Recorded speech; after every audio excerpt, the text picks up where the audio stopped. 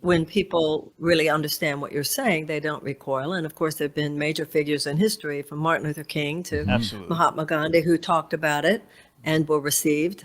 They were men. I think that was a large part of the reason.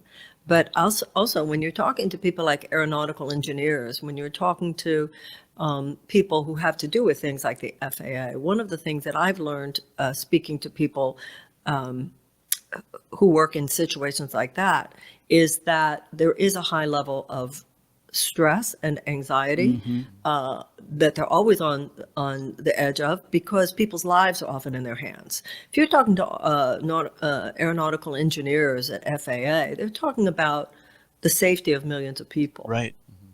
This is very serious work that they're doing. So even though the word love might not necessarily be what gets brought up most productively, conversations about how to work with each other in community, with deep concern for one another is absolutely a conversation that people can relate to.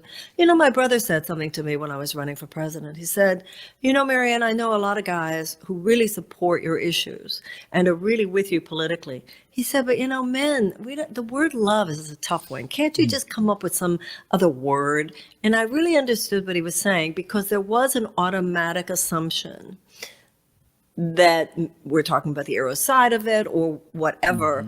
And so all of us, no matter what we do for a living, are yearning for an experience of brotherhood, really. Community, deep connection. And some words may or may not get in the way. And it's up to us as speakers to figure out the words that would be best for every situation.